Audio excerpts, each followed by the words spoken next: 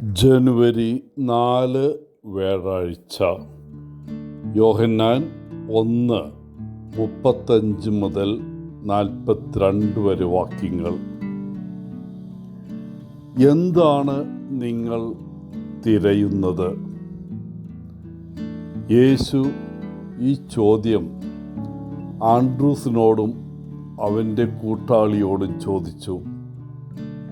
എന്നിട്ട് വന്ന് കാണുവിൻ എന്ന് അവൻ അവരെ ക്ഷണിച്ചു. ഒരു ലളിതമായ ചോദ്യവും യേശുവിൻ്റെ തുടർന്നുള്ള ക്ഷണവും ഈ പുതുവർഷത്തിൻ്റെ വെളിച്ചത്തിൽ നമ്മുടെ വിചിന്തനത്തിന് അനുയോജ്യമായ ഒരു വിഷയമാണ്. നമ്മിൽ പലരും ഇപ്പോഴും ഒരു വഴിത്തിരിവിലാണ്. ഭാവി അവ്യക്തമാണ്. ഒരുപക്ഷെ ചിലർ ഇപ്പോഴും ചിലതരം വേദനകളിലൂടെയോ പ്രതിസന്ധികളിലൂടെയോ കടന്നു പോവുകയായിരിക്കും. എന്ത് ചെയ്യണമെന്നറിയില്ല. എന്താണ് നിങ്ങൾ തിരയുന്നത്, അന്വേഷിക്കുന്നത്? ഇന്നത്തെ സുവിശേഷത്തിൽ തൻ്റെ സദ്വാർത്ത ലോകം മുഴുവനും പ്രചരിപ്പിക്കാൻ പോകുന്ന ആദ്യത്തെ ശിഷ്യന്മാരെ തിരഞ്ഞെടുക്കുന്ന സംഭവമാണ് രേഖപ്പെടുത്തിയിരിക്കുന്നത്.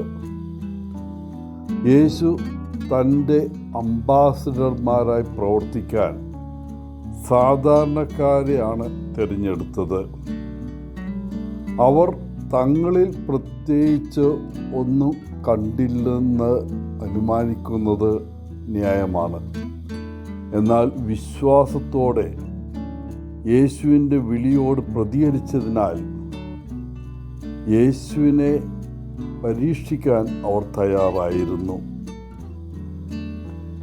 എല്ലാ പുതുവർഷ ആരംഭത്തിലും നമ്മളിൽ ചിലർ ചില വാഗ്ദാനങ്ങളും പദ്ധതികളൊക്കെ പ്ലാൻ ചെയ്യാറുണ്ട്. ഒരുപക്ഷെ നമ്മുടെ ഭൗതിക ലക്ഷ്യങ്ങളിലോ സാമ്പത്തിക ലക്ഷ്യങ്ങളിലോ ആയിരിക്കും നാം ശ്രദ്ധ കേന്ദ്രീകരിക്കുക. യേശുവിൻ്റെ ചോദ്യം ശരിക്കും പരിഗണിക്കുന്നതിനോ പുനർവിചിന്തനം ചെയ്യുന്നതിനോ ഉള്ള ഉചിതമായ സമയമാണിത്. നമ്മൾ എന്താണ് അന്വേഷിക്കുന്നത്? ഇന്നത്തെ സുവിശേഷ വായനയിൽ ആൻഡ്രൂവും അവൻ്റെ കൂട്ടുകാരനും യേശുവിൻ്റെ ക്ഷണം സ്വീകരിച്ച് വന്ന് കാണുക എന്ന ആ ക്ഷണം സ്വീകരിച്ച് അവനോടൊപ്പം താമസിച്ചതിനാൽ അവർ കണ്ടത് അവർക്ക് ഇഷ്ടപ്പെട്ടു. ആൻഡ്രൂ തൻ്റെ അനുഭവത്തെക്കുറിച്ച് സഹോദരൻ സൈമണിനോട് പറയാൻ പോയതായി സുവിശേഷത്തിൽ നമുക്ക് കാണാം. പിന്നീട് ശിമിയോനും യേശുവിനെ കാണാൻ പോയി. യേശു അവനെ കേഫാസ് അല്ലെങ്കിൽ പത്രോസ് എന്ന് വിളിച്ചു. യേശുവിനെ കണ്ടുമുട്ടുന്നവരെ രൂപാന്തരപ്പെടുത്തുന്ന എന്തോ ഒന്ന് യേശുവിൽ ഉണ്ട് എന്നാണ് ഇതിനർത്ഥം. വന്ന് കാണുക നമുക്കെല്ലാവർക്കും യേശുവിൻ്റെ ക്ഷണമാണിത്.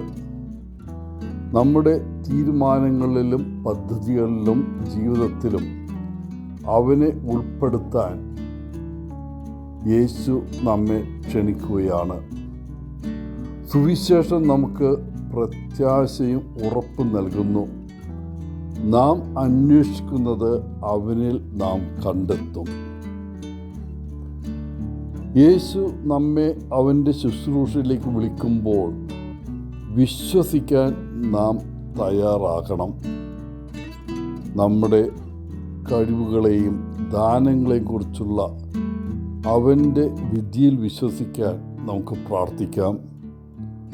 കൂടാതെ നാം നമ്മുടെ മേൽ തന്നെ അടിച്ചേൽപ്പിക്കുന്ന തെറ്റായ അതിരുകളിലും മേൽക്കൂരകളിലും ആശ്രയിക്കാതെ സുവാർത്ത എല്ലാവരുമായി പങ്കുവയ്ക്കാൻ തയ്യാറാകുമ്പോൾ മറ്റുള്ളവർക്ക് ആശ്രയിക്കാവുന്ന പാറകളായി നമ്മുടെ വിശ്വാസത്തിൽ ഉറച്ചു നിൽക്കാൻ നമുക്കിടവരും.